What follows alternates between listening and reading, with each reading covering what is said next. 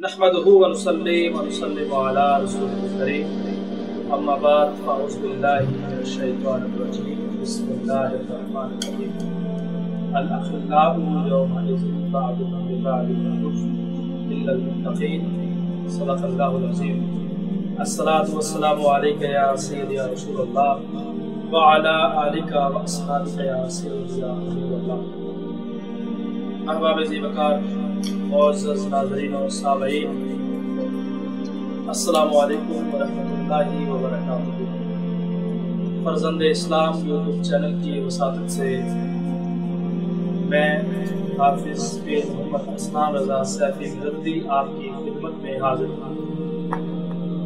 Channel के owner को जनाब मोहतरम साहबजादा हाफिज़ मोहम्मद हसनान रज़ा सैफी मुजद्दी साहब को मुबारकबाद पेश करता हूँ कि उन्होंने बहुत ही खूबसूरत नाम से एक चैनल को लॉन्च किया और उनकी तमन्ना है कि इस चैनल की वसातत से दीन इस्लाम को दुनिया के कोने कोनों में पहुँचाया जा सके।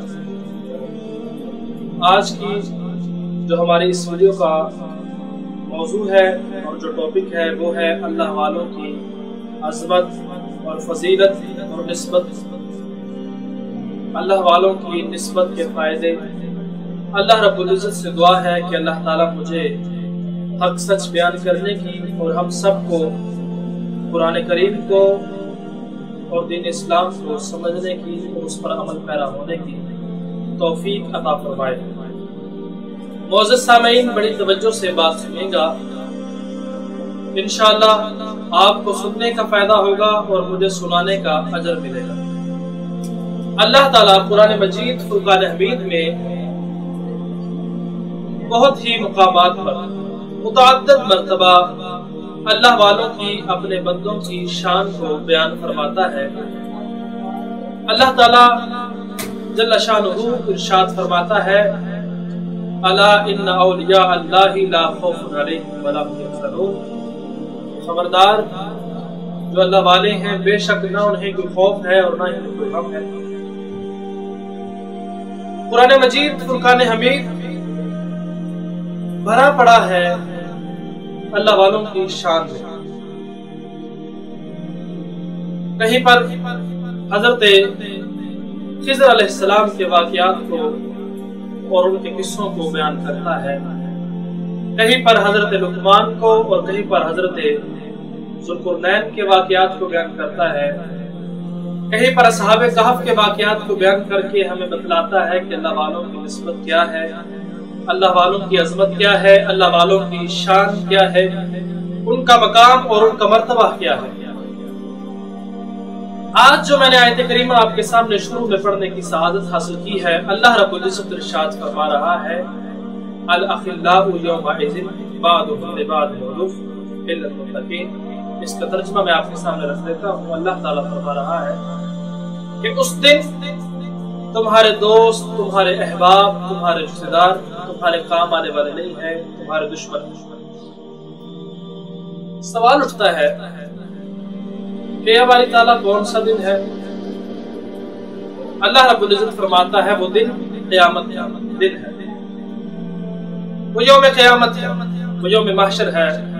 इस दिन तुम्हारे अहबाब, तुम्हारे दोस्त, तुम्हारे महबूब, तुम्हारे दोस्त सब के सब तुम्हारे दुश्मन होंगे। अब सवाल ये उठता है कि रिश्तेदारों की समझ तो आ गई कि रिश्तेदार जो है वो दुश्मन होंगे क़यामत के दिन। दोस्त कौन से हैं जो उस दिन दुश्मन होंगे?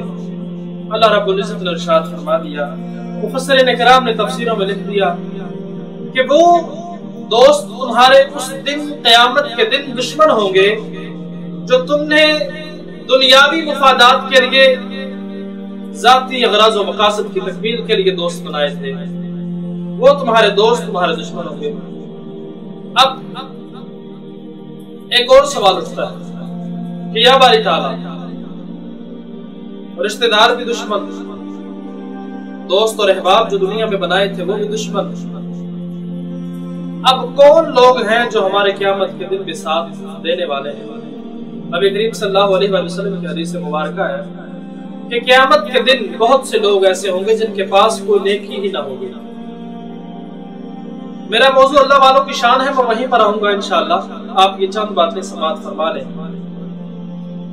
حدیث مبارکہ ہے کہ بہت سے لوگوں کے پاس کوئی نیکی نہ ہوگی، خالی ہوں گے. بہت سے لوگ ایسے ہوں گے جن کے پاس ایک نیکی ہوگی، بہت سے لوگ ایسے ہوں گے جن کے پاس 2 نیکیاں ہوں گی، کسی کے پاس درجنوں کی تعداد میں، کسی کے پاس ہزاروں، سینکڑوں. اب جن کے پاس کوئی نیکی نہیں، وہ اپنے دوستوں کے پاس جائیں گے، اپنے بھائیوں کے پاس، اپنے بچوں کے پاس، اپنے ماں باپ کے پاس، اپنے رشتہ داروں کے پاس وہ جائیں گے اور جا کر عرض کر بولیں گے، کہیں گے بھائی جان میرے پاس نیکی کوئی نہیں، ایک نیکی مجھے دے دو، تمہارے پاس تو 2 ہے. تو وہ پتہ کیا جواب دے گا؟ وہ کہے گا کہ میرے پاس 2 نیکیاں ہیں، آگے جان کے لالے پڑے ہیں، میرا نام بس آنے ہی والا ہے حساب و کتاب کے لیے، میں تمہیں ایک نیکی دے دوں اور ایک رہ جائے. ہو سکتا ہے کہ ایک نیکی میری ریاکاری کی وجہ سے، دکھلاوے کی وجہ سے رد ہو جائے، تو دوسری نیکی تو میرے کام آئے گی. جاؤ اپنا کام کرو، میں تمہیں نیکی نہیں دیتا. یعنی دوست، رشتہ دار سب دشمن ہو گئے جب نیکی ہی کوئی نہیں دے رہا. سوال اٹھتا ہے کہ یا باری تعالیٰ ہمارا دوست کون ہوگا جو سچا اور مخلص ہو؟ تو اللہ تعالیٰ نے فرمایا اسی آیت کے ضمن میں آگے، الاخلاء یومئذ بعضهم لبعض عدو، ہر کوئی تمہارا دشمن ہوگا، تمہارے اپنے، تمہارے دوست، تمہارے رشتہ دار، الا المتقین، سوائے اللہ والوں جو دنیا میں تمہاری رہنمائی کرتے رہے، جو دنیا میں تمہیں میرا رستہ دکھاتے رہے، صراط مستقیم پر چلاتے رہے، راہ عشق دکھاتے رہے. الا المتقین، آج قیامت کے دن بھی تو تمہاری شفاعت کرے. اللہ تو یہ اللہ والوں کی شان اور عظمت ہے کہ وہ دنیا میں بھی اللہ اللہ کرنا سکھاتے رہے اور قیامت کے دن بھی وہ تمہیں اللہ کے انعام جو ہے ان کے نسبت سے مل جائے. آپ دیکھیں اللہ تعالیٰ قرآن مجید فرقان حمید میں ایک اور مقام پر ارشاد فرماتا ہے، یا ایھا الذین آمنوا اتقوا اللہ وکونوا مع الصادقین، اے ایمان والو تقوی اختیار کرو، پرہیزگاری اختیار کرو، وکونوا اور ہو جاؤ مع الصادقین، سچوں کے ساتھ، اللہ والوں کے دامن کو تھامنے والے بن جاؤ، ان کی سنگت اختیار کرنے والے بن جاؤ، ان کی صحبت اختیار کرنے والے بن جاؤ. حضرت مولانا جلال الدین رومی علیہ رحمہ کونیا والے، وہ دیار عشق جسے کونیا کہا جاتا ہے، وہاں پر مقیم اور بہت ہی بڑے اللہ کے بزرگ جن کی لکھی ہوئی کتاب کو مثنوی شریف کہا جاتا ہے، مثنوی مولا روم، ان کی بات کر رہا ہوں. وہ اللہ والوں کے بارے میں کیا کہتے ہیں؟ قرآن کریم کے بعد جو کہ کتاب لا ریب فیہ ہے، جو نصیحت کی کتاب سمجھے جانے والی ہے، وہ مثنوی شریف ہے، ان کی لکھی ہوئی ہے. فرماتے ہیں یک زمانہ صحبت باولیاء بہتر از 100 سالہ طاعت بریا. وہ اللہ والوں کی شان میں فرماتے ہیں یک زمانہ صحبت باولیاء بہتر از 100 سالہ طاعت بریا. اور وہ فرماتے ہیں کہ ایک پل، ایک گھڑی اولیاء کی صحبت میں بیٹھنا 100 سال کی ریا والی عبادت سے بھی بہتر ہے. یہ وہ اصحاب کہف کا کتا تھا، اللہ تعالیٰ نے قرآن مجید فرقان حمید میں اس کا ذکر کر دیا. اس نے اللہ والوں کی اصحاب کہف کی چند گھڑیاں نسبت اختیار کی تھی، صحبت اختیار کی تھی. تو اللہ تعالیٰ نے اس کا ذکر قرآن پاک میں ارشاد فرمایا. اس صحبت کے، اللہ والوں کی صحبت کے فائدے ہیں. اللہ والوں کی صحبت میں بیٹھنے سے ایمان اور ایقان کی حفاظت ہو جاتی ہے، ایمان محفوظ ہو جاتا ہے، یقین کی دولت نصیب ہو جاتی ہے. اللہ اکبر. حضرت مولانا جلال الدین رومی علیہ رحمہ آپ ابھی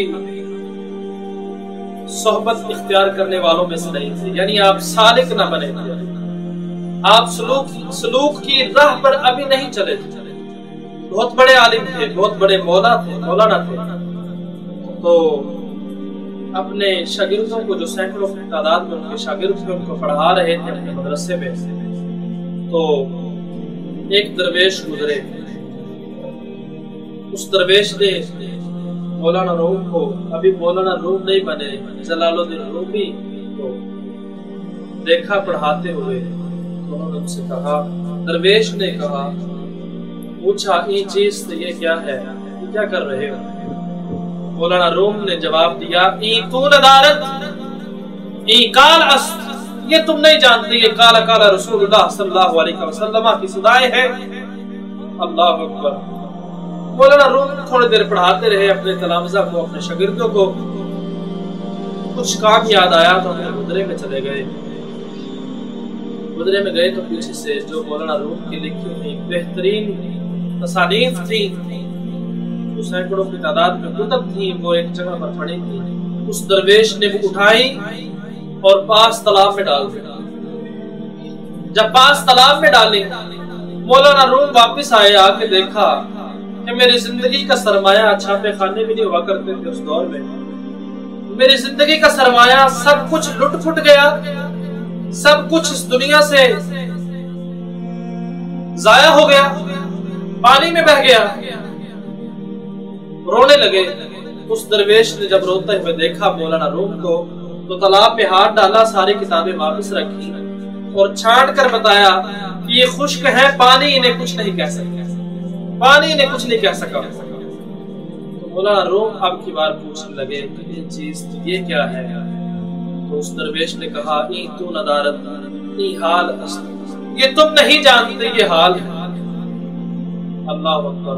मौलाना रूम ने अपना दस्तार भी उतारी, खरका भी उतारा, जुब्बा भी उतारा, उस दरवेश के कदमों में डाल दिया कि मुझे काला काला रसूलुल्लाह यानी अरबी ग्रामर तो आती है, इल्म तो मैंने बड़ा पढ़ा, लेकिन ये चीज मुझे नहीं आती, ये आपके दर से ही मुझे मिलनी है, खुद ये चीज सिखा दीजिए।